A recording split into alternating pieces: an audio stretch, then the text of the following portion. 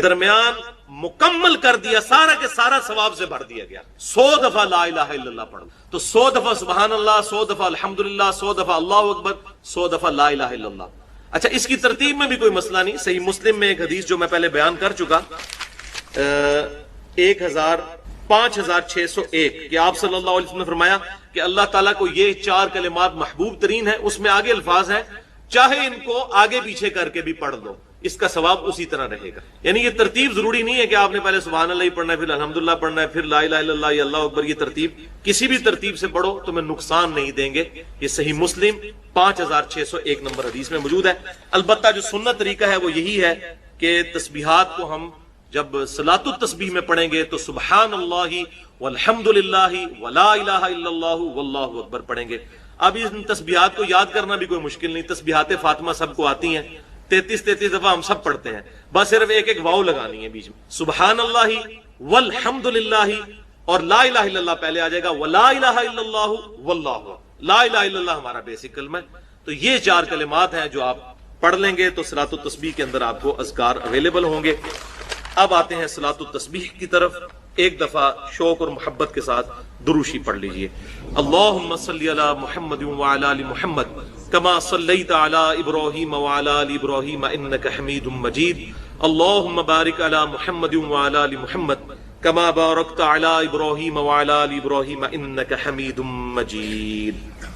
بھائیو، صلاۃ التسبیح اہل سنت کی بڑی بڑی 4 کتب کے اندر صحیح سند کے ساتھ موجود ہے۔ سنن ابی داؤد میں انٹرنیشنل نمبرنگ کے مطابق 1297 نمبر حدیث، جامعہ ترمذی میں 481 نمبر حدیث، سنن ابن ماجہ میں 1386 نمبر حدیث، اور المستدرک للحاکم میں صحیح سند کے ساتھ 1192 نمبر حدیث۔ ان 4 کتابوں میں صلاۃ التسبیح کی فضیلت اور اس کا طریقہ موجود ہے۔ اور اس حدیث کو امام ذہبی رحمۃ اللہ علیہ نے بھی صحیح کہا، امام مسلم رحمۃ اللہ علیہ نے بھی صحیح کہا، امام ابو داؤد رحمۃ اللہ علیہ نے بھی صحیح کہا، اسی طریقے سے امام ابن حجر عسقلانی رحمۃ اللہ علیہ نے بھی صحیح کہا۔ اور دور حاضر میں بڑے بڑے جو علماء ہیں، شیخ احمد شاکر رحمۃ اللہ علیہ، شیخ البانی رحمۃ اللہ علیہ اور شیخ زبیر علی زئی رحمہم اللہ اجمعین، تمام کے نزدیک یہ حدیث صحیح ہے۔ اور آپ حیران ہوں گے، یہ ان چند احادیث میں سے ہے جن احادیث کے دفاع پر محدثین نے پوری کتابیں لکھی ہیں، کیونکہ کچھ لوگوں کو یہ حدیث ہضم نہیں ہوئی کہ اتنی بڑی فضیلت کیسے ہو سکتی ہے ایک نماز کی، اور میں سمجھتا ہوں ہو سکتی ہے، یہ نماز شیطان پڑھنے ہی نہیں دیتا۔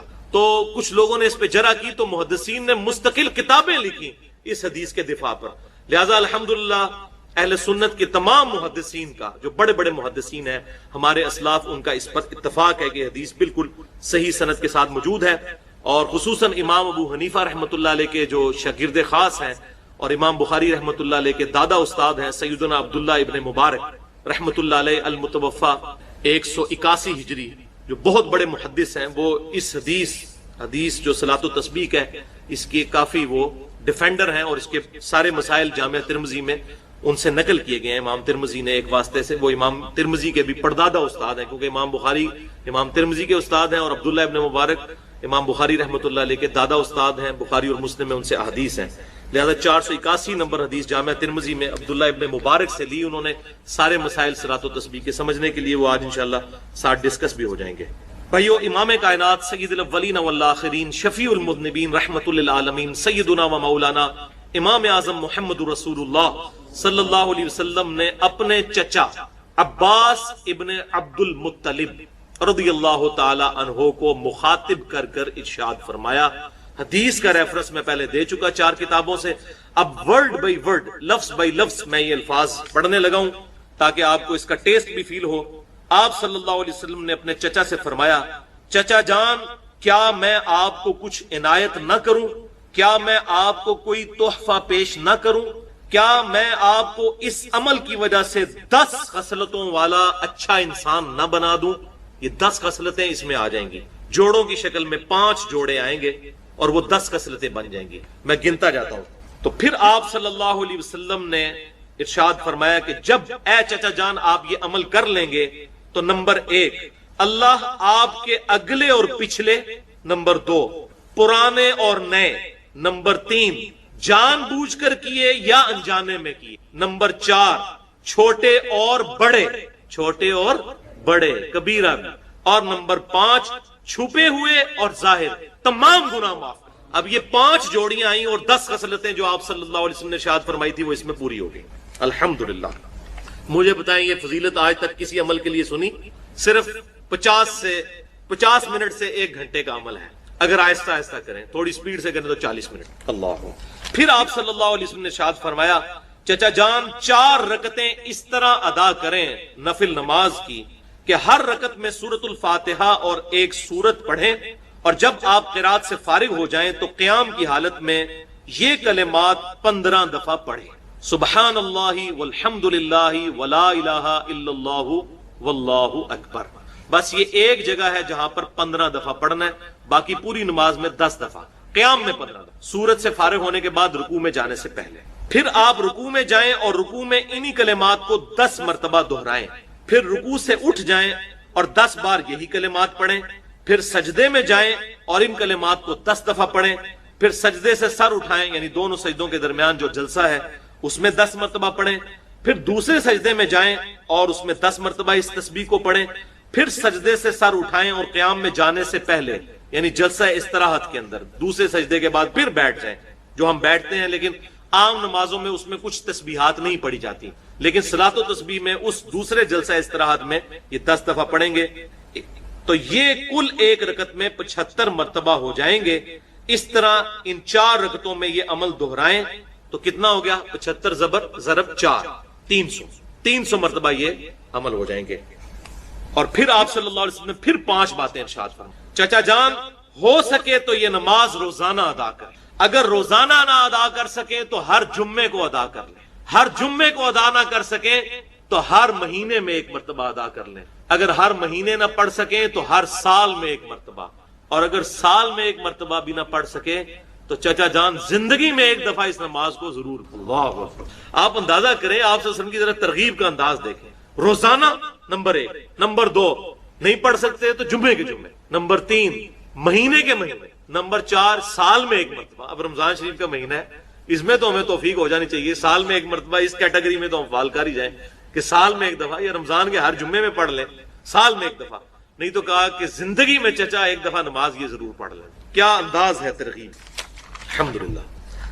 اب اسی کانٹیکسٹ میں آخر میں صلاۃ و تسبیح سے ریلیٹڈ 8 صحیح احکام و مسائل بیان کروں گا، تاکہ اس میں جو اختلافی مسائل ہیں وہ بھی کور ہو جائیں، جو کیوریز ہیں وہ بھی ریزالو ہو جائیں، لیکن ایک دفعہ طریقے کو ریپیٹ کر لیتے ہیں۔ قیام کی حالت میں ہم نے 15 دفعہ رکوع میں جانے سے پہلے یعنی سورت ملانے کے بعد اس کو پڑھنا ہے، سبحان اللہ والحمد للہ ولا الہ الا اللہ واللہ اکبر۔ اس کے بعد رکوع میں جانے کے بعد رکوع کی تسبیحات پڑھنے کے بعد وہ آگے آ بھی جائے گا، 10 دفعہ پڑھنا ہے، کتنے ہو گئے؟ 25۔ پھر رکوع سے سر اٹھا کر ربنا لک الحمد کہہ کر 10 دفعہ 35۔ پھر سجدے میں سبحان ربی الاعلیٰ کے بعد 10 دفعہ 45۔ پھر 2 سجدوں کے درمیان ربی اغفر لی پڑھنے کے بعد 10 دفعہ 55۔ پھر دوسرے سجدے میں سبحان ربی الاعلیٰ کے بعد 10 دفعہ۔ پورا ایک رکوع سورۃ البقرہ کا، رکوع نمبر 23 آیت نمبر 183 سے لے کر 188 تک مسلسل 6 آیات، اور ان میں کافی لمبی لمبی آیات بھی ہیں، آلموسٹ آپ سمجھ لیں یہ تقریباً 1.5 صفحے پہ پھیلا ہوا یہ رکوع ہے پورا، سب کچھ اس کے اندر بیان ہو گیا۔ نماز کے احکامات، حج کے احکامات آپ کو مختلف صورتوں میں بکھرے ہوئے نظر آئیں گے، کچھ سورۃ البقرہ میں، کچھ سورۃ الحج کے اندر، کچھ سورہ ابراہیم کے اندر، لیکن رمضان مبارک کو اللہ تعالیٰ نے اس اعتبار سے ممتاز بنایا ہے کہ جو کچھ ڈسکشن کرنی تھی نا وہ قرآن میں ایک ہی جگہ پہ کر دی ہے، اس کے سارے احکامات بھی بیان کر دیے جو موٹے موٹے تھے، اس کی فرضیت کا بھی ذکر کر دیا، اور وہ سورۃ البقرہ کا رکوع نمبر 23 ہے، آیت نمبر 183 سے 188 تک، پلس اس سے متعلقہ جو صحیح الاسناد احادیث ہیں بخاری اور مسلم میں ہی درجنوں کی تعداد میں آپ کو ایک جگہ کمبائنڈ فارم میں مل جائیں گی، مشکات المصابی کے اندر، جو میں نے بارہا تعارف کروایا کہ یہ انسائکلوپیڈیا آف حدیث ہے۔ اہل سنت کی مین سٹریم کی آلموسٹ 13 کتابیں انکلوڈنگ کتب ستہ، بخاری اور مسلم اور سنن اربع یعنی ابو داؤد، ترمذی، نسائی، ابن ماجہ، اس کے نوٹس ہیں۔ اس میں پہلی جلد کے اینڈ کے اوپر جا کے آپ کو رمضان مبارک سے متعلق ایک ایک تفصیل ملے گی، چاہے وہ रुयत हिलाल का मसला हो, मून साइटिंग का मसला हो, रमजान मुबारक के फजाइल हो, लैलतुल कद्र हो, नफली रोजों के क्या अहकामात हैं, फर्ज रोजों के क्या हैं, एक एक तफसील मिलेगी आपको। और ये जो मिशकात के अंदर अहादीस हैं, ये ऑलमोस्ट 153 अहादीस है। इंटरनेशनल नंबरी के मुताबिक 1956 से लेकर 2108 तक ये मुसलसल 3-4 चैप्टर्स के अंदर आपको इकट्ठी अहादीस मिल जाएंगी, कहीं दूर जाने की जरूरत नहीं पड़ेगी। एक जगह आपको एक नोट्स की शक्ल में मिशकात के अंदर ये सारी अहादीस मिल जाएंगी इंशाअल्लाह। वो मैं आज कवर भी कर दूंगा साथ साथ। तो मैंने इरादा किया है कि मैं एटलीस्ट जो रमजान मुबारक से मुतालिक जितने भी कदीम और जदीद फिकी अहकाम मसाइल हैं जो एक आम मुसलमान की जरूरत है, उसे एक ही जगह रिकॉर्डिंग में ले आऊं। वैसे तो मैंने 2017 में 5 कॉन्टिन्यूस लेक्चर 1.5-2 घंटे के रिकॉर्ड करवाए थे, मसला number 53A B C D E तक, और उसमें ये सारी चीजें मैंने स्कैटर्ड फॉर्म में डिस्कस की थी। लेकिन एक जगह पे थोड़े से वक्त में टू दी पॉइंट गुफ्तगू, तो ये मैंने जो कैलकुलेट किए हैं ना, वो 70 फिकी अहकाम मसाइल बनते हैं, और जब मैं उनको बयान करूंगा तो शायद ये 100 से ज्यादा बन जाए उनकी आगे जो कोरोलरीज हैं। लेकिन ये एक जगह जमा हो जाएंगी इंशाअल्लाह ताला, और फिर ये आपके सामने एक वीडियो बुक होगी। जब कभी भी आपको रमजान मुबारक से मुताल्लिक कोई चीज पूछनी होगी, समझनी होगी, तो आप ये एक वीडियो लगाएं, एक एक चीज आपके सामने इंशाअल्लाह आ जाएगी इंशाअल्लाह ताला। सूरतुल बकरा का जो रुकू मैंने जिक्र किया, आयत नंबर 183 से लेकर 188 तक, उसका स्टार्ट ही इन अल्फाज के साथ है, अऊज़ु बिल्लाहि मिनश शैतानिर रजीम, बिस्मिल्लाहिर रहमानिर रहीम, या अय्युहल्लज़ीना आमनू कुतिबा अलैकुमुस सियाम, ए अहले ईमान तुम पर फर्ज कर दिए गए हैं रोजे, कमा कुतिबा अलल्लज़ीना मिन क़ब्लिकुम लअल्लकुम तत्तक़ून, जैसा कि तुमसे अगली उम्मतों पर भी फर्ज किए गए थे ताकि तुम परहेजगार बन जाओ, तकवे की रविश इख्तियार करो। यानी रोजे का मकसद परहेजगारी है। परहेजगारी कैसी कि रोजे में आप हलाल चीजों को भी छोड़ देते हैं अल्लाह ताला के हुक्म की वजह से। तो ये एक प्रैक्टिस होती है कि अगर अल्लाह के हुक्म की वजह से मैंने हलाल चीजों को भी थोड़े से टाइम के लिए छोड़ना है, तो बकिया की जिंदगी में मैंने बदरजे औला इज्तिनाब करना है हराम चीजों से, और यही है तकवा, यही इसका मकसद है। अस्सौम अरबी जुबान में रोजे के लिए टर्म यूज होती है। अस्सौम कहते हैं अरबी में रुक जाने को, और शरी इस्तिलाह में अल्लाह ताला की खुशनुदी की खातिर तुलुए फज्र से लेकर गुरूब आफ्ताब तक अपने आप को खाने पीने और दीगर ख्वाहिशात से रोकने का नाम रोजा है। ये इसकी बेसिक डेफिनेशन है। बाकी तो मैंने आपको बताया पूरा रुकू है और अहदीस की किताबें भरी पड़ी हैं, उसमें सिर्फ मिशकात ही पढ़ लें तो आपको सारी अहदीस एक जगह पे मिल जाएंगी इंशाअल्लाह ताला। अल्लाह ताला ने उसी रुकू के अंदर आगे चलकर रमजान मुबारक का बाई नेम जिक्र भी कर दिया। अब ये देखें, ये वाहिद महीना है जिसका नाम बाई नेम कुरान के अंदर आया, रमज़ान। अरबी में रमज़ान, उर्दू में हम रमजान, वैसे हम रमजान बोलते हैं, रमजान तो लफ्ज गलत होगा, ये रमजान, लेकिन उर्दू में चल जाएगा क्योंकि उर्दू के अंदर आपने उन चीजों का ख्याल नहीं रखना होता। तो वो इसी रुकू में आगे चलकर अल्लाह ताला फरमाया, शहरु रमज़ान अल्लज़ी उन्ज़िला फ़ीहिल कुरआन, रमजान का महीना तो वो महीना है कि जिसमें अल कुरआन नाजिल हुआ, हुदल लिन्नास, जो पूरी इंसानियत के लिए हदायत की किताब है, यानी किसी खास तबके के लिए नहीं, पूरी इंसानियत की। सूरतुल बकरा के स्टार्ट में है हुदल लिल मुत्तकीन, डर जाने वालों के लिए हदायत है, यानी वो लोग जो अल्लाह की धमकी से डरते हैं, जो ये समझते हैं कि हमारी मर्जी के बगैर जिसने हमें पैदा किया, उसके बाद उसने इस इम्तिहान में डाला, बाद में भी जो कुछ हमारे साथ करेगा हमें उससे को बचा नहीं सकता। तो ये तसव्वुर इंसान को डरने पे मजबूर करता है कि मैंने अपने रब को रिस्पॉन्स करना है। तो हुदल्लिल मुत्तकीन भी है, हुदल्लिन नास भी है, यानी इंसानों में से वो लोग जो वाकई डर जाए इस तसव्वुर से कि उन्हें मर के अपने रब के हुजूर पेश होना है। वबय्यिनात मिनल हुदा वल फुरकान, और इसमें हदायत के रोशन दलाइल हैं, और ये अल फुरकान है, यानी हक और बातिल में तमीज करने वाली किताब, जो सूरतुल मायदा में आया कि अल्लाह ताला ने तौरात नाजिल की, फिर इंजील नाजिल की, और अब ये अल फुरकान है, हक और बातिल में तमीज करने वाली किताब, وہاں پہ اس کے لیے ورڈ آیا مہیمن، یعنی یہ نگہبان ہے اگلی کتابوں کے اوپر کہ ان کی کون سی باتیں درست ہیں اور کون سی ٹیمپرڈ فارم میں. یہ کتاب ان کے اوپر نگہبانی کرتی ہے. یہاں پہ الفرقان کہا گیا، اور خود ہمارے محبوب امام کائنات سید الاولین والآخرین شفیع المذنبین رحمت للعالمین خاتم النبیین سیدنا و مولانا امام اعظم محمد رسول اللہ صلی اللہ علیہ وآلہ وسلم کے لیے بھی صحیح بخاری میں الفرقان کی ٹرم یوز ہوئی ہے. محمد فرق بین الناس، محمد لوگوں میں حق اور باطل میں فرق ہے، یعنی نبی علیہ السلام کی پیروی کرنے والا حق پر ہے، آپ سے مخالفت کرنے والا باطل کے اوپر ہے. تو قرآن بھی الفرقان ہے اور رسول اللہ بھی الفرقان ہے صلی اللہ علیہ وآلہ وسلم. پھر اللہ تعالیٰ نے ساتھ ہی فرما دیا فَمَنْ شَهِدَ مِنْكُمُ الشَّهْرَ، اب جو کوئی بھی تم میں سے رمضان کا مہینہ پائے فَلْيَصُمْ، تو اس کا کام ہے کہ اس میں وہ روزے رکھے.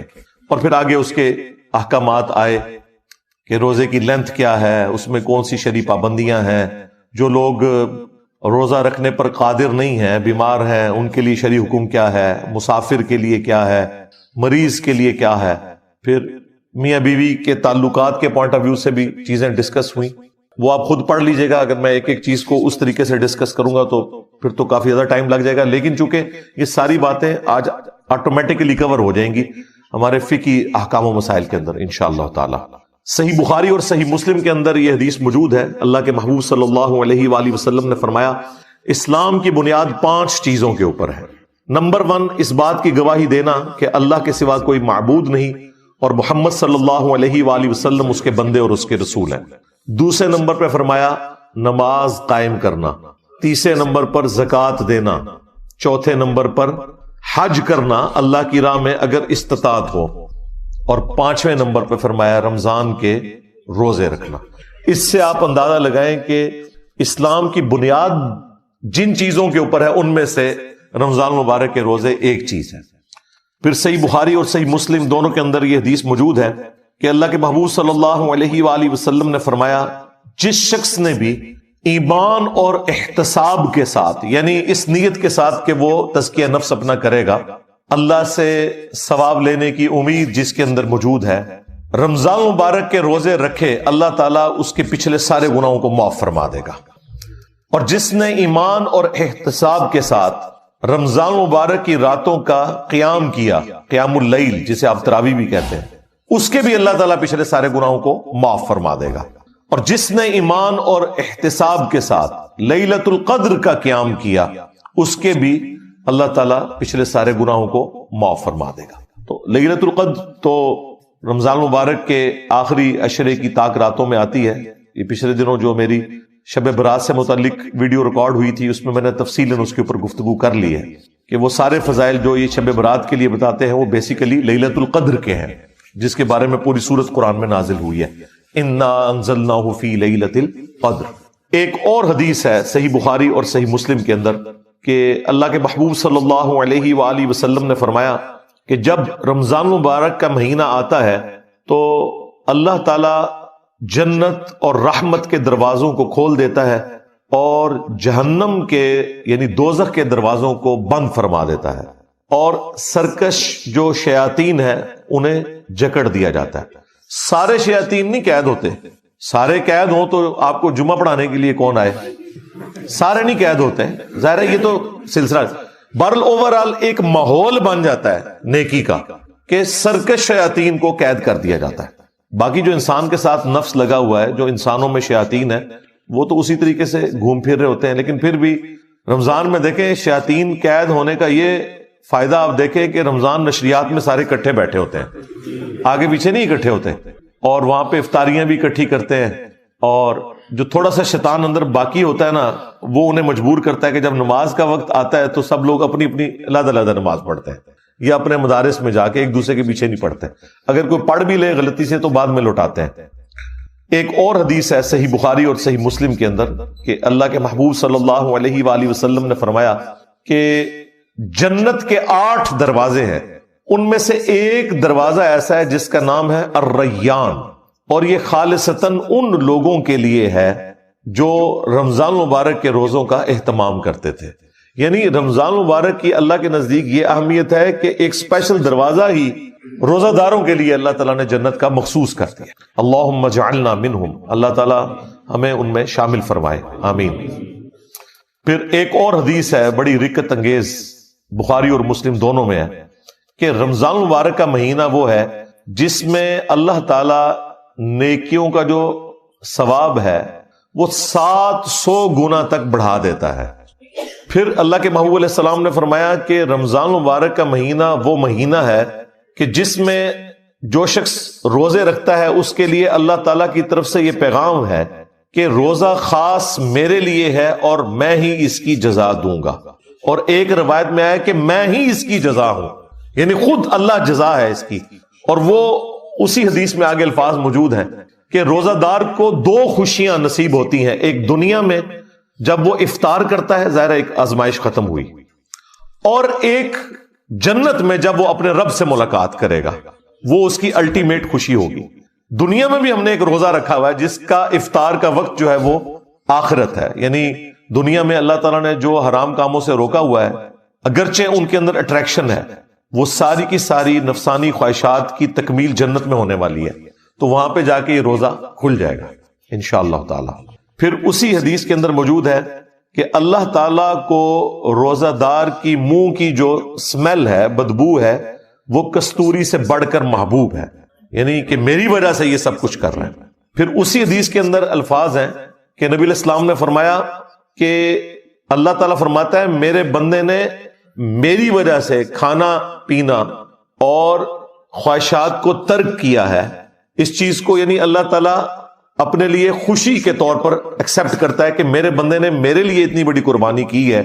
پھر نبی علیہ السلام نے ساتھ فرمایا کہ روزہ دار کے لیے روزہ ایک ڈھال ہے، فحش اور گناہ کے کاموں سے بچو، اور اگر کوئی تم سے روزے میں جھگڑنے کی کوشش کرے تو اس سے جھگڑا نہ کرو، اور بس اتنا کہہ دو کہ میں روزے سے ہوں، تاکہ اگلے بندے کو بھی شرم آ جائے. ویسے بھی روزے کی حالت میں انسان کا دل ہی کو نہیں کرتا لڑنے کو، خصوصاً عصر سے لے کے مغرب تک، اس وقت تو کسی کی آواز بھی اچھی نہیں لگتی. تو ایک نیچرل ایک پریکٹس بھی ہوتی ہے. بھوک کی وجہ سے انسان کو، جو بھوکے لوگ ہیں جن کے لیے 2 وقت کی روٹی ایشو ہے، ان کا بھی احساس پیدا ہوتا ہے، اور شکر کے جذبات بھی پیدا ہوتے ہیں کہ اگر پوری زندگی اس طرح گزارنی پڑے تو کتنی مشکل ہو. اللہ تعالیٰ نے اپنی نعمتوں سے ہمیں نوازا ہے، الحمدللہ. صحیح بخاری میں ایک اور حدیث ہے جو ذرا الارمنگ ہے کہ نبی علیہ السلام نے فرمایا کہ جس شخص کو اس کا روزہ جھوٹ بولنے اور گناہ کے کاموں سے نہ روک سکے تو اللہ تعالیٰ کو پھر ایسے شخص کے بھوکا اور پیاسا رہنے کی کوئی حاجت نہیں ہے، یعنی اس کی روحانیت مر جائے گی. فرض تو ادا ہو جائے گا. بعض لوگ ان چیزوں کا سہارا لے کے وہ کہتے ہیں پھر ٹھیک ہے روزہ رکھنے کی ضرورت نہیں ہے. نہیں، نماز میں بھی اگر کسی کنسنٹریشن لوز بھی ہو، اس کا جو روحانی پہلو ہے وہ کمزور ہوگا، فرضیت ادا ہو جائے گی. اسی طریقے سے روزے میں بھی وہ فرضیت جو ہے کھانے پینے سے اور شہوات سے رکنا، جو اصل ہے روزے کی، وہ ایک فرض کے طور پر تو ادا ہو جائے گا، لیکن جو اس کی روحانی برکات ملنی تھی وہ پھر حاصل نہیں ہو سکے گی. اس کی طرف اشارہ ہے. ایک اور حدیث ہے صحیح مسلم کے اندر کہ نبی علیہ السلام نے فرمایا کہ اگر کبیرہ گناہوں سے بچا جائے تو ایک نماز سے دوسری نماز، ایک جمعے سے دوسرا جمعہ، اور ایک رمضان سے دوسرا رمضان، درمیان کے تمام گناہوں کا کفارہ ہے. لیکن اگر کبیرہ گناہوں سے بچا جائے، اب یہ نہیں ہو سکتا ایک شخص جمعہ پڑھے اور پھر اگلا جمعہ پڑھے اور بیچ کے ساری نمازیں معاف ہو جائیں، نہیں. یا ایک رمضان میں مسجد میں آئے جس طرح اکثریت کرتی ہے، پھر اگلے رمضان میں داخل ہو. تو نبی علیہ السلام نے ساتھ ہی فرمایا کہ اگر کبیرہ گناہ اس نے نہ کیے تو باقی گناہ تو معاف ہو جائیں گے اعمال کی برکت سے، لیکن کبیرہ گناہ جو ہے وہ صرف توبہ سے معاف ہوتے ہیں. یہ ذہن میں رکھیے گا، کبیرہ گناہ آٹومیٹکلی نیکیاں کرنے سے معاف نہیں ہوتے. کبیرہ گناہ کون سے ہیں؟ سب سے کبیرہ گناہ شرک، جھوٹ بولنا، وعدہ خلافی کرنا، غیبت کرنا، چغلی کھانا، جادو کرنا، ماں باپ کی نافرمانی، قتل ناحق. یہ سارے بڑے بڑے جتنے گناہ ہمارے علم میں یہ سب کے سب کبیرہ گناہ ہے. یہ تو نہ نمازیں پڑھنے سے معاف ہوں گے، نہ جمعہ پڑھنے سے معاف ہوں گے، اور نہ ہی یہ روزہ رکھنے سے معاف ہوں گے، بلکہ یہ معاف ہوں گے جب کوئی شخص توبہ کرے گا. پھر وہ معاف ایسے ہوں گے کہ سورۃ الفرقان میں اللہ تعالیٰ نے فرمایا 3 بڑے گناہوں کا ذکر کیا آیت نمبر 69 میں. شرک جو کائنات کا سب سے بڑا گناہ ہے، قتل نہ حق جو حقوق العباد میں سب سے بڑا گناہ ہے، اور تیسرا بدکاری. ان 3 گناہوں کا ذکر کر کے اگلی آیت میں فرمایا 70 نمبر میں کہ اگر کوئی ان گناہوں سے بھی توبہ کر لے سچے دل سے تو نہ صرف ہم اس کے گناہوں کو معاف کر دیں گے بلکہ اس کے گناہوں کو نیکیوں سے بدل دیں گے. اللہ اکبر کبیرا والحمد للہ کثیرا وسبحان اللہ بکرۃ واصیلا. لہذا اللہ تعالیٰ سے کسی نے کٹی نہیں کبھی کرنی. ہاں یہ ذہن میں رکھیے گا. دیکھیں میرا کتنا اگریسو سٹائل ہے، میری آپ قرآن کلاسز دیکھیں تو آپ کو پھر پتہ چلتا ہے کہ اللہ تعالیٰ اپنے معاملات میں کتنا سخت ہے. اس کے باوجود ہم نے کبھی اس چیز کی ترغیب نہیں دلائی کہ کوئی شخص اللہ تعالیٰ سے اتنا ڈر جائے کہ وہ پھر یہ ڈیسائیڈ کر لے کہ ٹھیک ہے جی پھر مجھے کوئی نیکی کرنے کی ضرورت ہی نہیں ہے جب اللہ تعالیٰ اتنا سخت ہے. نہیں، سختی اس لیے بیان کی جاتی ہے کہ آپ اللہ تعالیٰ کی ہستی کے اعتبار سے بے فکرے نہ ہو جائیں. باقی جو توبہ والا ایلیمنٹ ہے بھائی، وہ تو موت کے غرغرے سے پہلے پہلے توبہ قبول ہے. جامعہ ترمذی میں حدیث ہے. لیکن کسی کو یہ پتا تو نہیں کس وقت موت آ جائے، اس لیے پوری زندگی آپ نے اس طرح گزارنی ہے. وَلَا تَمُوتُنَّ إِلَّا وَأَنْتُمْ مُسْلِمُونَ جو قرآن میں آیا. دیکھنا تمہیں موت نہ آئے مگر اس حال میں کہ تم تابع فرمان ہو کر مرنا. ہر وقت تیاری رکھنی ہے، تو وہ اپنی جگہ ہے. لہذا رمضان المبارک میں تو نیکیوں کا ایک موسم ہے.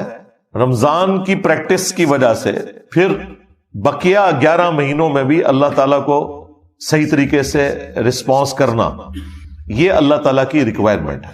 اور مور دین 50% مسلمان جو پریکٹسنگ ہوتے ہیں ان میں سے بھی 50% مسلمان وہ عموماً رمضان میں ہی نیکیوں کی طرف آتے ہیں، اور بعد میں کچھ استقامت والا سلسلہ شروع ہوتا ہے. کئی لوگ داڑھی رکھ لیتے ہیں، پھر نمازیں شروع کر دیتے ہیں، عورتیں حجاب شروع کر دیتی ہیں. تو یہ ہم نے اپنی زندگی میں رمضان مبارک کی برکات خود دیکھی ہیں کہ رمضان جو ہے اس اعتبار سے ایک ٹرننگ مہینہ ثابت ہوتا ہے کئی لوگوں کی زندگی میں. کئی لوگوں کے لیے کوئی گھر میں جوان موت یا کوئی صدمہ وہ بھی نیکی پہ آنے کا ایک سبب بن جاتا ہے. وہ بھی اللہ تعالیٰ نے سورہ السجدہ میں فرمایا کہ ہم دنیا کی زندگی میں تمہیں تکلیف دیں گے تاکہ تم اپنے رب کی طرف پلٹ آؤ. وہ بھی ایک اللہ کی سنت ہے. تو یہ مختلف اللہ تعالیٰ نے ایک سمجھ لیں سگنلز رکھے ہوئے ہیں.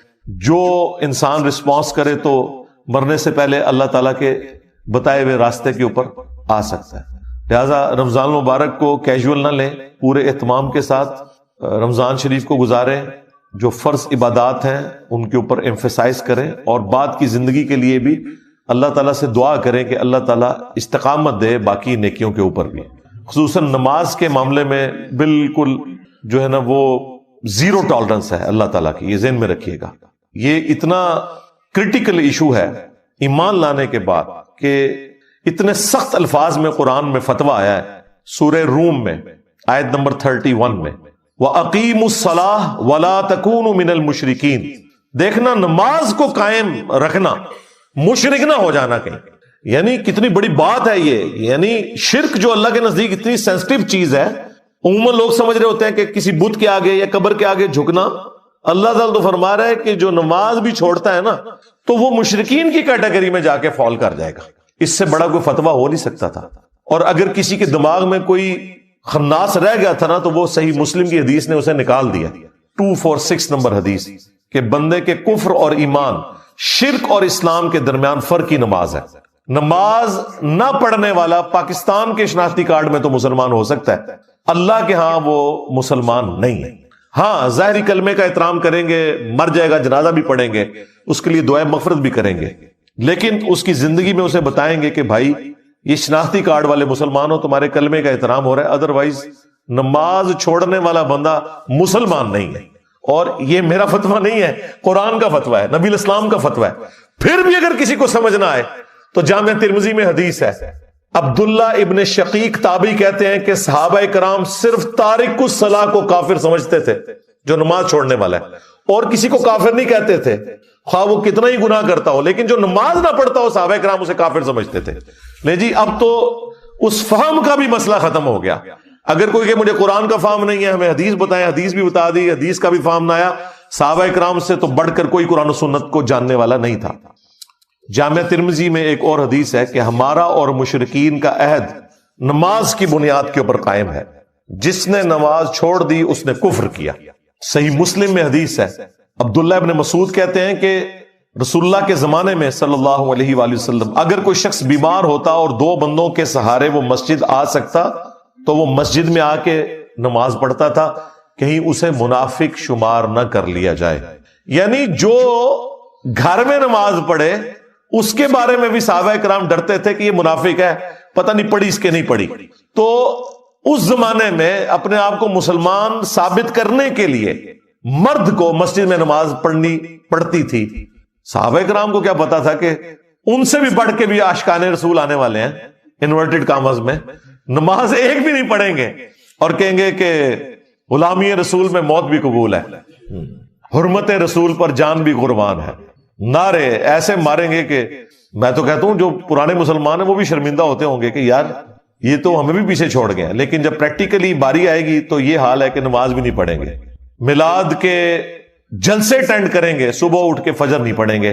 میلاد کے دن کے جلوس اٹینڈ کریں گے, جب زور کی نماز کا وقت آئے گا لنگر لے کے گھر چلے جائیں گے. محرم کے جلوسوں میں عاشقان اہل بیت ہونے کا دعویٰ کریں گے, لیکن انہیں یہ نہیں پتا کہ مولا علی بھی نماز کے لیے جا رہے تھے تو شہید ہوئے.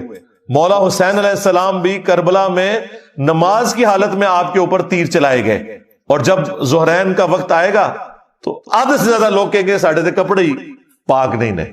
تو میں اس پہ پھر جب مجھے غصہ آتا میں کہتا ہوں یار تم اہل البیت کے ماننے والے ہو, اپنے آپ کو پاک ہی نہیں کر سکے, مسلمان اور پلید. تو یہ نماز کے معاملے میں اپنے آپ کو تیار رکھنا ہے ہمیشہ. سنن ابی داؤد میں حدیث ہے کہ قیامت کے دن سب سے پہلے نماز کے بارے میں سوال ہوگا, سب سے پہلا سوال.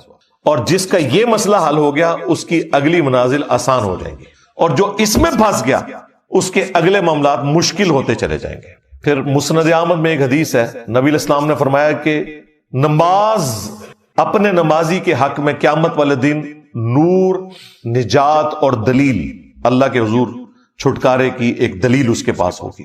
اور جس شخص نے نماز چھوڑ دی قیامت والے دن نہ تو اس کے لیے کوئی پولیس رات پہ نور ہوگا, نہ اس کی کوئی نجات کے چانسز ہیں, اور نہ اللہ کے حضور کوئی وہ دلیل پیش کر سکے گا.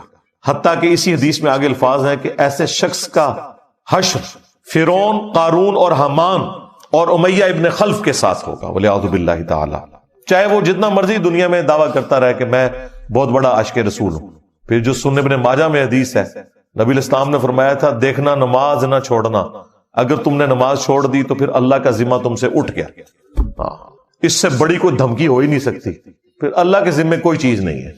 تو اس رمضان میں ایک تو پریکٹس کریں کہ جماعت کے ساتھ نماز انشاءاللہ تعالی, اور پھر اسے کنٹینیو آگے چلانا ہے. یہ نہیں ہے کہ چاند رات میں ہی جا کے جو ہے پہلے جاتے ہیں نائی کے پاس شیو کروانے کے لیے, داڑھی نہیں رکھنی ہے تو ٹھیک ہے, پھر اب اگر نیت کی ہے تو چلاؤ. اب تو خیر ہمارے نوجوان زیادہ تر داڑھی رکھ رہے ہیں, اگرچہ وہ فیشن کی وجہ سے رکھ رہے ہیں یا خرچہ بچانے کے لیے, ایک سلسلہ تو چل نکلا ہے. چھوٹی داڑھی رکھ لو, لیکن ایٹ لیسٹ اپنی شکل رسول اللہ صلی اللہ علیہ وآلہ وسلم کی جو ریکوائرمنٹ ہے اس کے قریب تو کرو. ایٹ لیسٹ گناہ کی کیٹیگری سے تو نکل جاؤ. ٹھیک ہے بڑی نہیں رکھنی کوئی مسئلہ نہیں, لیکن ایٹ لیسٹ اتنی داڑھی ہو کہ ایک مرد اور عورت کا فرق نظر آئے, تو اللہ کی وعید کم از کم اٹھ جائے. اب انشاءاللہ تعالی میں وہ فقہی احکام و مسائل جلدی بیان کروں گا, ان کے اوپر ورڈکٹ دوں گا, ساتھ احادیث کے ریفرنسز بھی جو الحمدللہ مجھے زیادہ تر تو زبانی یاد ہوتے ہیں وہ میں بتاتا جاؤں گا, لیکن بعد میں ہم ڈسپلے بھی کروا دیں گے اگر کہیں کوئی ریفرنس رہ بھی گیا, تاکہ یہ ساری چیزیں ایک جگہ جمع ہو جائیں. 70 فقہی احکام و مسائل, اور وہ نمبرنگ کے ساتھ میں بیان کروں گا تاکہ آپ کو پتہ چلے کہ 70 میں ایویں نہیں بول رہا, اور اس کی جو تفصیلات ہیں اس میں تو شاید یہ 100 سے زیادہ بن جائے. لیکن تفصیل میں جانے سے پہلے ایک دفعہ درود شریف پڑھ لیں. اللہم صلی علی محمد وعلی آل محمد واصحاب محمد وازواج محمد وامت محمد اجمعین الی یوم الدین آمین. ہاں جی, اللہ کا نام لے کے ہم شروع کرتے ہیں جو 70 فقہی احکام و مسائل ہیں. میں کوشش کروں گا کہ ٹائملی سے مکمل کروں, چونکہ یہ انٹرسٹ والی چیز ہے. کئی چیزیں آپ کو آلریڈی معلوم ہوں گی, اور جو چیزیں نہیں معلوم انشاءاللہ انفارمیشن میں اضافہ ہوگا, اور کچھ چیزیں یا دھیانی والا معاملہ بھی ہو جائے گا انشاءاللہ. مسئلہ نمبر 1, روزے کی جو ٹائمنگز ہیں یعنی سحری اور افطاری کی, یہ بھی اکثر لوگ پوچھ رہے ہوتے ہیں کہ ہم نے اذان کو فالو کرنا ہے یا ٹائمنگ کو فالو کرنا ہے. بھائی آپ نے ٹائم کو فالو کرنا ہے. اذان جو ہے وہ سحری اور افطاری کے لیے نہیں دی جاتی. اذان دی جاتی ہے آج کے دور میں اس لیے کہ نماز کے لیے آپ کو انفارم کیا جائے. وہ بھی خیر ہم گھڑیوں سے معاملہ چلا سکتے ہیں لیکن وہ شعار اسلام میں سے اسے ہم چینج نہیں کر سکتے. اس لیے اذانیں تو ساری کی اذانیں بھی 15 منٹ تک ہوتی رہتی ہیں اور لوگ اس دوران کھاتے پیتے رہتے ہیں. تو اس طرح تو روزہ نہیں ہوگا بھائی.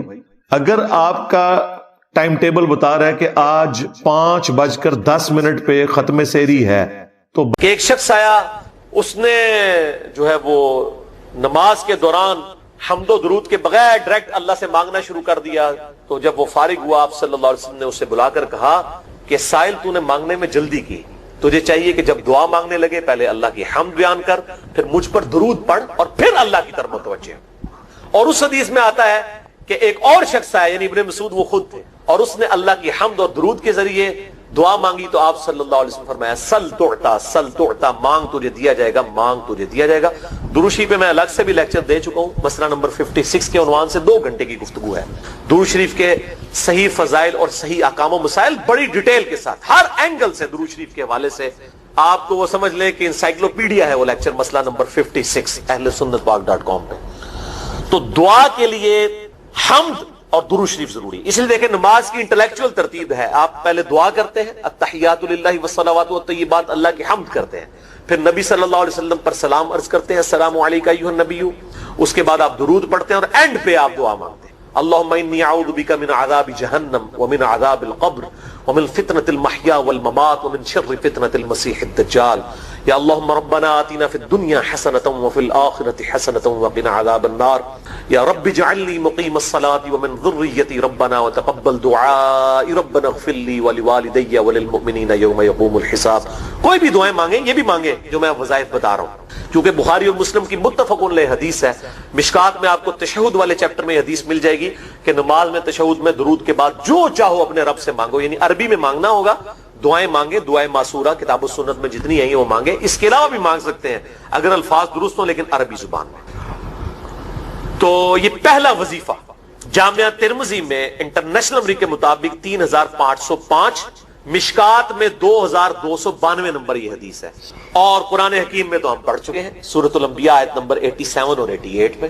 آپ صلی اللہ علیہ وسلم نے ارشاد فرمایا کہ یونس علیہ السلام نے مچھلی کے پیٹ میں اپنے رب کو ان الفاظ کے ساتھ پکارا تھا لا الہ الا انت سبحانک انی کنت من الظالمین. اور پھر آپ صلی اللہ علیہ وسلم نے فرمایا کہ جو کوئی شخص اپنے کسی بھی معاملے میں کسی بھی پریشانی میں اس دعا کے ذریعے اللہ کی طرف متوجہ ہو, اللہ تعالیٰ اس کی دعا کو قبول فرما لیتا ہے. اور قرآن میں بھی آ گیا نا کذالک ننجی المؤمنین, اور کتنا بڑا فتویٰ آیا میرے بھائیوں سورہ صافات 143-144 فلولا انہ کان من المسبحین, اگر یونس ہمیں ان الفاظ میں ہماری تسبیح نہ کرتا للبث فی بطنہ الی یوم یبعثون, تو مچھلی کے پیٹ میں قیامت تک مچھلی کے پیٹ میں رہتا اگر اس طرح نہ ہمیں پکارتا, اس کی قبر مچھلی کا پیٹ بن جاتی. یعنی یہ اتنا عطاب, اور وہ دور ہو گیا اس دعا سے, بہت بڑا اسماء اعظم میں سے.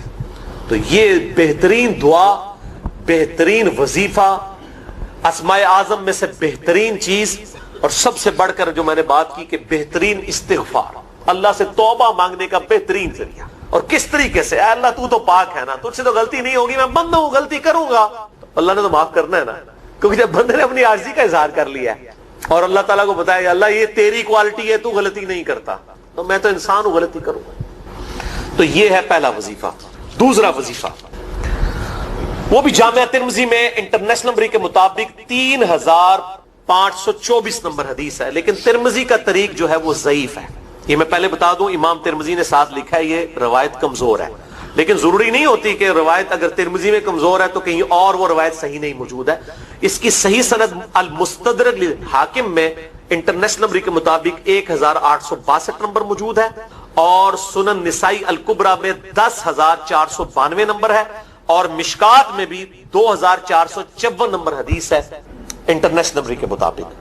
تو صحیح سند المستدرک للحاکم اور سنن نسائی الکبریٰ کے اندر موجود, اور وہ وظیفہ ہے انس ابن مالک کہتے ہیں اور سعد ابن ابی وقاص کہتے ہیں رضی اللہ تعالی عنہما وعلیہم السلام کہ آپ صلی اللہ علیہ وسلم کو جب کبھی کوئی تکلیف یا پریشانی پہنچتی تو آپ صلی اللہ علیہ وآلہ وسلم ہمیشہ ان الفاظ میں اپنے رب کو پکارا کرتے ہیں، یا حی یا قیوم برحمتک استغیث، اے خود سے زندہ ہر چیز کو تھامنے والے، میں تیری رحمت کے ساتھ تیری مدد کا سوال کرتا ہوں۔ استغیث بولیں گے نا الف کے ساتھ، حمزہ کے ساتھ، تو یہ سنگولر کا صیغہ ہوگا، اور اگر ہم بولیں گے نستغیث نون کے ساتھ تو یہ جمع کا صیغہ بن جائے گا۔ یہ میں اس لیے بتا رہا ہوں، لوگ پوچھ رہے ہوتے ہیں جی بعض جگہ لکھا ہوتا ہے جناب نستغیث، بعض جگہ لکھا ہوتا ہے استغیث، کیا کریے؟ وہ نستغیث جمع کا صیغہ بنا لیا جاتا ہے، جیسے دعا ہے سنن ابی داؤد میں اللہم اجرنی من النار، لیکن اگر جمع کا صیغہ بنائیں گے تو اللہم اجرنا من النار ہو جائے گا۔ اس طریقے سے دعائے قنوت کے الفاظ ہیں اللہم اہدنی فی من ہدیت، تو جمع کا صیغہ ہوگا اللہم اہدنا فی من ہدیت۔ یہاں پر بھی ہے یا حی یا قیوم برحمتک استغیث سنگولر کا صیغہ، اور نستغیث پلورل کا صیغہ، جمع کا صیغہ۔ کتنی بہترین دعا ہے، اے خود سے زندہ ہر چیز کو تھامنے والے، میں تیری رحمت کے ساتھ تیری مدد کا سوال کرتا ہوں۔ تو یہ بھی اسماء اعظم میں سے ہے۔ سنن نسائی الکبریٰ کے اندر صحیح سند کے ساتھ 10,492 اور المستدرک الحاکم میں 1,865 نمبر۔ اب یہاں پہ میں ایک ضمناً بات بتا دوں سنن نسائی الکبریٰ کے بارے میں، چونکہ اکثر لوگ پوچھتے ہیں۔ میرے بھائیو، ایک سنن نسائی وہ ہے جو کتب ستہ میں ہم پڑھتے ہیں، اس میں یہ کتاب لکھی ہے امام احمد بن شعیب نسائی رحمہ اللہ تعالی المتوفی 303 ہجری۔ کتب ستہ میں یہ ویسے 5ویں نمبر پہ گنی جاتی ہے، لیکن بخاری اور مسلم کے بعد دنیا میں سب سے صحیح ترین کتاب سنن نسائی ہے، سب سے کم ضعیف حدیثیں اس کے اندر ہیں۔ بخاری مسلم کے بعد تیسرا نمبر اس کتاب کا ہے۔ دنیا کی کوئی حدیث کی کتاب بخاری مسلم کے بعد صحیح نہیں ہے جتنی سنن نسائی ہے۔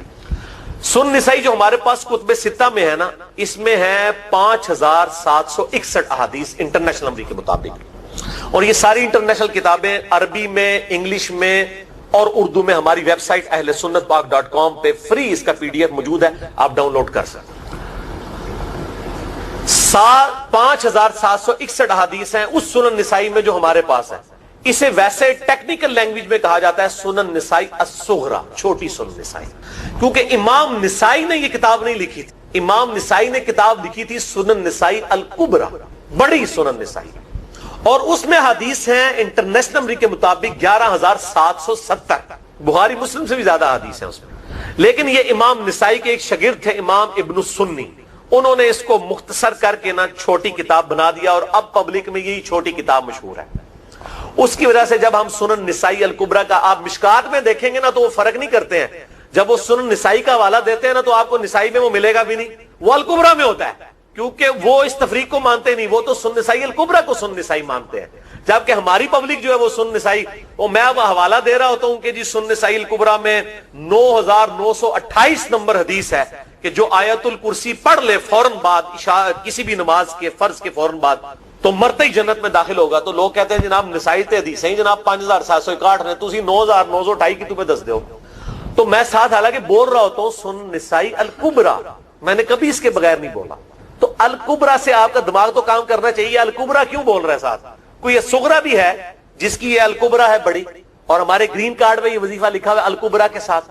اسی طریقے سے جو میرا وہ واقعہ کربلا کے اوپر 150 اسناد پر مشتمل پمفلٹ ہے، ریسرچ پیپر نمبر 5B واقعہ کربلا کا حقیقی پس منظر 72 صحیح الاسناد احادیث کی روشنی میں، 72 کا تو ٹائٹل ہے شہدائے کربلا کی نسبت سے، احادیث اس میں 150 ہیں، اس میں اکثر حدیثوں کے حوالے میں نے سنن نسائی الکبریٰ سے دیے ہوئے ہیں، وہ لوگ کہتے ہیں مل ہی نہیں رہی ہے، تو میرے بھائی وہ سنن نسائی الکبریٰ آپ کے پاس ہوگی تو آپ کو ملے گا نا۔ تو سنن نسائی الکبریٰ الگ سے وہ اصل کتاب ہے، اس میں سے سنن نسائی الصغریٰ بنائی گئی ہے۔ اسی سنن نسائی الکبریٰ کا چیپٹر ہے خصائص علی، جس میں 194 حدیث ہیں سیدنا مولا علی رضی اللہ تعالیٰ عنہ وعلیہ السلام کی شان میں۔ امام نسائی نے ناسبیوں کے خلاف وہ کتاب کا وہ چیپٹر لکھا، وہ خصائص علی چیپٹر ہے سنن نسائی الکبریٰ کا۔ اس طریقے سے فضائل صحابہ بھی امام نسائی کی جو کتاب ہے وہ بھی اسی کتاب کا چیپٹر۔ اسی طریقے سے عمل الیوم واللیلہ، صبح و شام کے جو اذکار ہیں وہ چیپٹر بھی اسی سنن نسائی الکبریٰ میں سے ہے۔ اسی میں یہ وظیفہ ہے کہ جو آیت الکرسی فرض نماز کے فوراً بعد پڑھتا ہے تو مرتے ہی جنت میں داخل ہوگا۔ میں نے اس کتاب کے اس چیپٹر کا حوالہ نہیں دیا، وہ الگ سے بھی چیپٹر چھپا ہوا ہے، جس طرح خصائص علی الگ سے ہے، فضائل صحابہ الگ سے ہے۔ خصائص علی تو ہمیں ہماری ویب سائٹ پہ بھی موجود ہے اہلسنتپاک.com پہ، فضائل صحابہ بھی اردو ترجمے اور تحکیم کے ساتھ چھپ چکی ہے، اور یہ عمل الیوم واللیلہ، دن رات کے جو اذکار ہیں، یہ بھی الگ سے عربی میں چھپی ہوئی ہے، تو میں اس کا حوالہ نہیں دیتا، میں سنن نسائی الکبریٰ کا کہتا ہوں 9928 آیت الکرسی کا وظیفہ، تو یہ سنن نسائی الکبریٰ کا میں نے حوالہ دیا ہے، یا حی یا قیوم برحمتک استغیث 10492 صحیح طریق ہے۔ بعض اوقات کسی ایک کتاب میں ضعیف، ترمذی کا اس کا طریق جو ہے وہ ضعیف ہے، سنن نسائی الکبریٰ اور المستدرک للحاکم کا طریق جو ہے وہ بالکل صحیح ہے۔ جس طریقے سے سنن ابی داؤد اور سنن ابن ماجہ میں کتاب النکاح چیپٹر میں حدیث ہے، اگر میں سجدہ جائز سمجھتا تو بیویوں کو کہتا کہ اپنے خامدوں کو سجدہ کریں اس حق کے سبب جو اللہ نے ان کو دیا ہے۔ تو ابو داؤد اور ابن ماجہ کی روایت ضعیف ہے، اس میں شریک القاضی مدلس ہے اور ان سے روایت کر رہے ہیں، اور مدلس کی ان والی روایت سما کی تصریح کے بغیر ضعیف ہوتی ہے، لیکن ہم اس حدیث کو صحیح کہتے ہیں کیونکہ اس سما کی تصریح سنن البہیقی کے اندر موجود ہے، الکبریٰ، تو ہم پھر اس کی بنیاد پہ کہتے ہیں چونکہ وہاں پر صحیح لہذا اس کو ہم کہتے ہیں شواہد کی بنیاد پہ صحیح۔ یہ میں آپ کو ٹیکنیکل چیزیں بتا رہا ہوں، یہ وہ چیزیں جو آپ کے کئی وہ جو بڑے بڑے علماء پڑھ کے فارغ ہوتے ہیں ان کو بھی یہ باتیں نہیں پتا ہوتی ہیں، وہ کہتے ہیں جناب آپ کتوں پڑھے ہو، اور میں کہنا پائی میرے آئنسٹائن تے نیوٹن نو کسی مدرسے تو پڑھنے کی ضرورت نہیں ہوتی، نیوٹن 8ویں کلاس ہی نسیا ہوا ہے، آج نیوٹن ہوتے پی ایچ ڈی ہوتی فزکس کی۔ مجھے غامدی صاحب کا جملہ یاد آیا، اس سے کسی نے پوچھا کہ یہ جو روایتی علماء ہیں اور مولانا مودودی آپ ان کو کیسے دیکھتے ہیں؟ ان کا روایتی علماء جو ہیں یہ تو مدرسوں کے اسٹوڈنٹس اور فاروق تحصیل ڈگری ہولڈر ہیں، اور مودودی صاحب جو ہیں ان کی مثال تو آئنسٹائن اور نیوٹن والی ہے، ان کے اوپر پی ایچ ڈیز ہوتی ہیں، یہ گاڈ گفٹڈ صلاحیت ہے۔ ان مدرسوں کی آؤٹ پٹ مودودی صاحب اور ڈاکٹر اسرار، ڈاکٹر ذاکر نائک اور احمد دیدار صاحب تو نہیں ہو سکتے، یہ گاڈ گفٹڈ صلاحیتیں ہوتی ہیں۔ تو میں اس لیے ساتھ ساتھ کلیئر کر رہا ہوں تاکہ یہ جو ایمبیگوٹیز آتی ہیں اس حوالے سے وہ کلیئر ہو جائیں۔ بہرحال یہ دوسرا وظیفہ ہو گیا۔ اب تیسرا وظیفہ جو ہے کمال وظیفہ، صحیح بخاری میں موجود، انٹرنیشنل نمبر کے مطابق 4563 نمبر۔ ابن عباس رضی اللہ تعالی عنہما کہتے ہیں وعلیہم السلام، وہ کہتے ہیں کہ سیدنا ابراہیم علیہ السلام کو جب آگ میں پھینک رہے تھے نا تو ابراہیم علیہ السلام نے اس وقت کہا تھا حسبنا اللہ ونعم الوکیل، ہم نے اللہ ہی پر بھروسہ کیا اور وہی بہتر کارساز ہے۔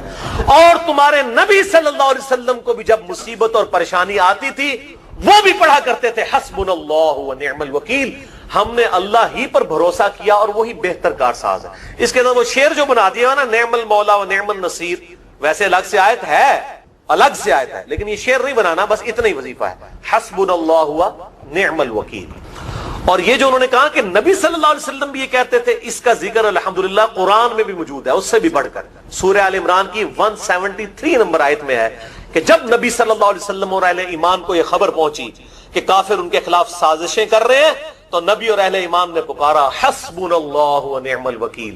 تو حسبنا اللہ و نعم الوکیل قرآن کی آیت بھی ہے، اور یہ ہے وہ آیت، وظیفہ قرآن میں آیا ہوا ہے، یہ آل عمران 173 اور صحیح بخاری 4563۔ اور مجھے بڑا وجد آیا کہ ابراہیم علیہ السلام کو جب آگ میں پھینکنے لگے تھے انہوں نے اس وقت اللہ کو ان الفاظ کے ساتھ حسبنا اللہ و نعم الوکیل۔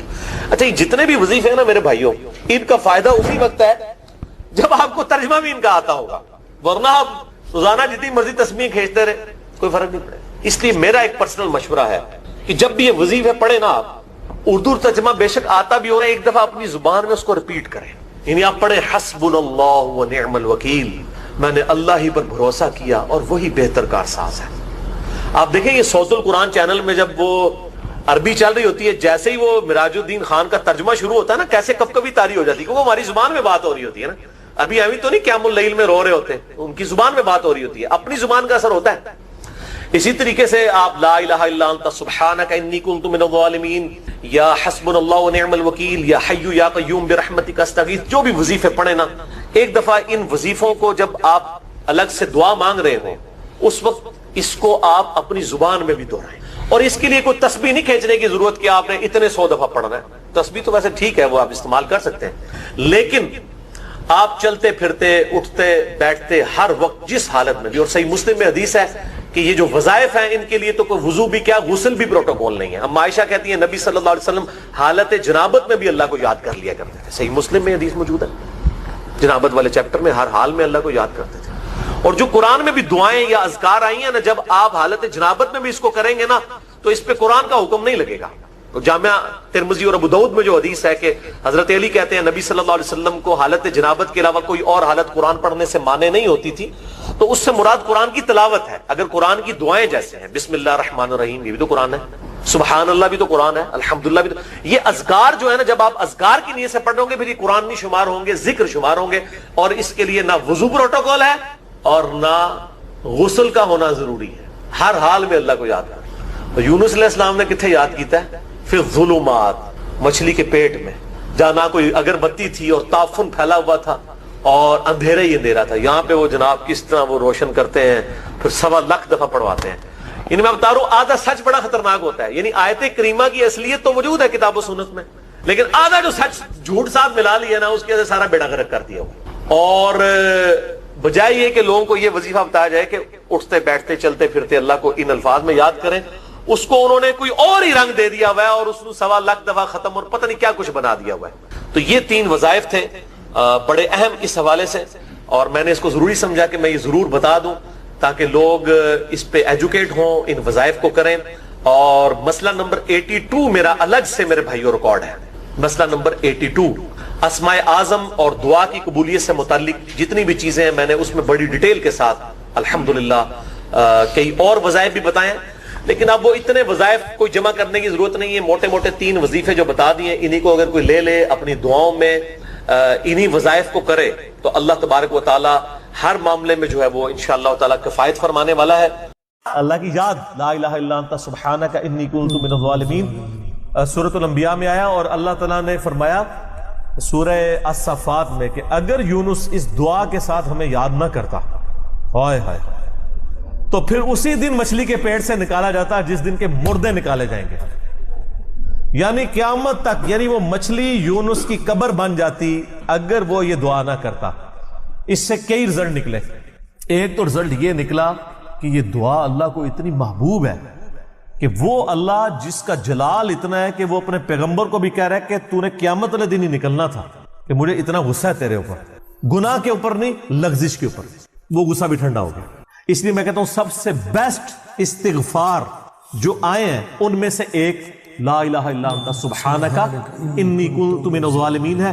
اور جامعہ ترمذی میں حدیث ہے، جو شخص بھی یونس کی دعا کے ساتھ اللہ کی طرف متوجہ ہوا اللہ اسے محروم نہیں لوٹائے گا. یہ اسماء اعظم میں سے ہے. اور قرآن میں بھی ہے کذالک ننجی المؤمنین، مومنین کو بھی ہم نجات دیں گے جو یہ یونس کی طرح دعا مانگے گا. یہ تو قرآن میں بھی ذکر ہے. لا اچھا اس کی دیکھیں ترجمہ کتنا پیارا ہے، لا الہ الا انت، کوئی معبود نہیں سوائے تیرے، سبحانک، اللہ تو غلطیوں سے پاک ہے، انی کنت من الظالمین، میں تو انسان ہوں نا، غلطیاں کروں گا.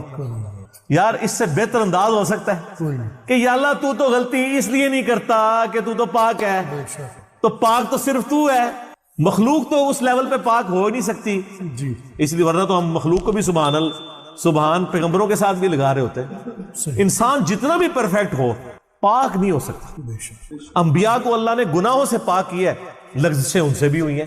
حضرت آدم علیہ السلام سے لغزش ہوئی ہے، نوح علیہ السلام نے کافر بیٹے کے لیے دعا کی ہے، موسیٰ علیہ السلام سے بندہ مر گیا ہے، نبی علیہ السلام کی 4 لغزشیں قرآن میں ذکر ہوئی ہیں.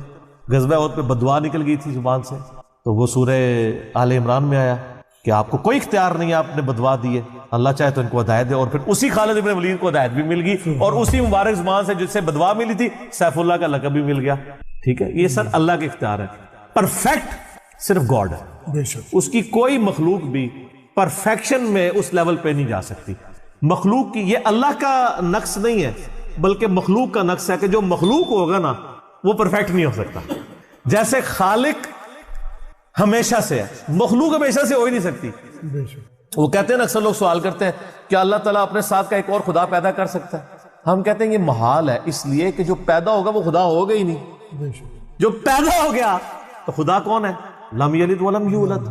ٹھیک ہو گیا. تو ذکر بھی کریں سر، اللہ کو یاد کریں، جھوم جھوم کے ہر جگہ ذکر کریں. کوئی پروٹوکول نہیں، نہ وضو نہ غسل، ذکر کے لیے کوئی پروٹوکول نہیں ہے. جب مرضی ذکر کریں، اللہ کو یاد کریں. اور اس کے لیے کپڑے پہننا ہونا بھی ضروری نہیں ہے. اکثر لوگ یہ سمجھتے ہیں کپڑے پہننا ضروری ہے، نہ، کوئی ضروری نہیں ہے. بعض اوقات بندہ وضو کے لیے اندر چلا جاتا ہے غسل کے لیے یا غسل کرتے ہوئے، تو لوگ بسم اللہ نہیں پڑھتے ہیں، کپڑے پہن کے پھر بسم اللہ پڑھتے ہیں. سر اللہ اور بندے کا کون سا پردہ ہے؟ ٹھیک ہے، آپ کر سکتے ہیں ذکر. اگلا سوال ہے، میں نے اپنی زندگی میں بہت شرک کیا ہے لیکن الحمدللہ اب توبہ کر چکا ہوں، لیکن اس کے باوجود یہی فکر دامن گیر رہتی ہے کہ شرک تو ناقابل معافی گناہ ہے. मालूम नहीं कि मेरी तौबा कबूल होगी भी या नहीं, मुझे बताएं मैं क्या करूं।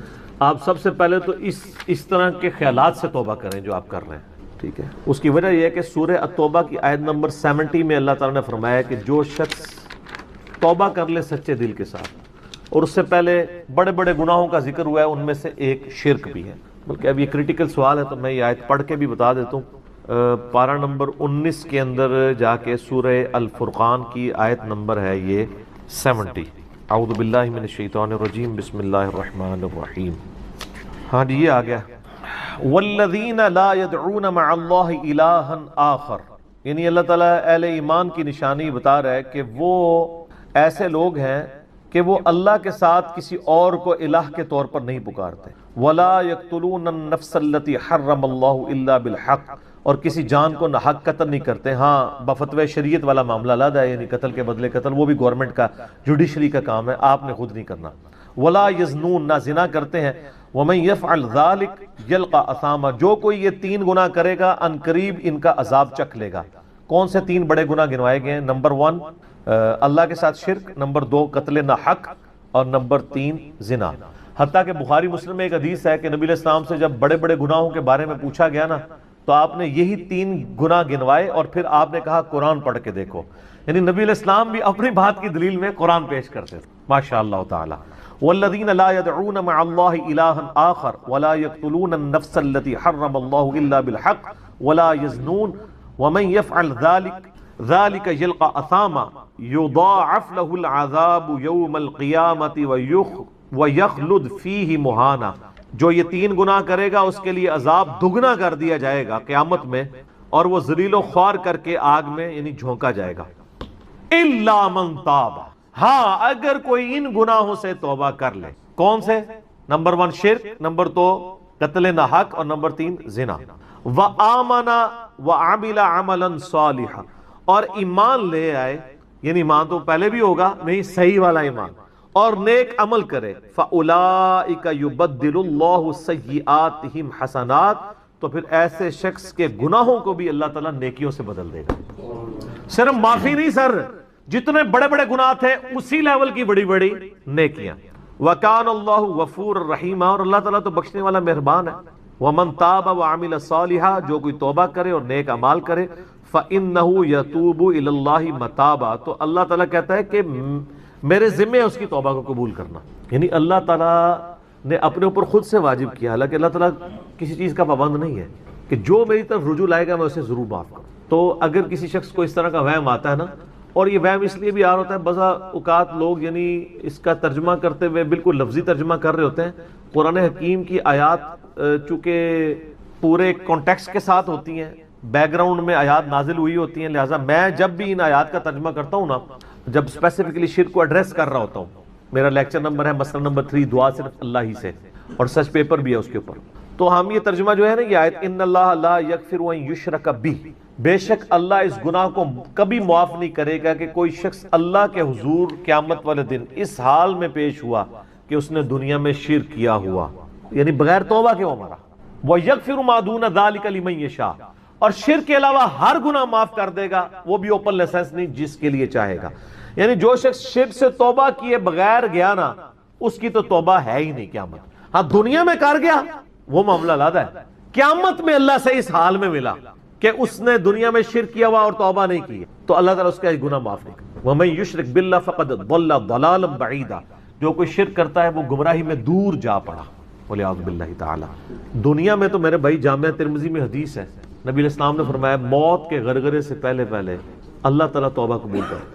موت کے غرغرے سے مراد ہے نزع کا عالم طاری ہونے سے پہلے، جب کسی کو موت نظر آ گئی نا اب وہ توبہ نہیں کر سکتا۔ وہ تو قرآن حکیم میں ہے نا، فرعون جب ڈوبنے لگا تھا تو اس نے کیا کہا تھا، میں ہارون اور موسیٰ کے رب پر ایمان لاتا ہوں، بنی اسرائیل کے رب پہ، تو اللہ تعالیٰ نے کیا فرمایا تھا، الآن، اب لایا ایمان۔ حالانکہ ایمان تو لے آیا تھا، وہ غرغرہ تو وہ لے ہی رہا تھا نا، غوطہ تو کھا رہا تھا نا۔ تو موت کے غرغرے سے مراد ہے نزع کا عالم طاری ہونے سے پہلے۔ اور اس میں ایک پوائنٹ کئی دفعہ ہائی لائٹ کر چکا ہوں، یہاں پہ بھی کر دوں، اگر آپ کو کسی شخص کے بارے میں یہ پتہ چل جائے نا کہ اس کو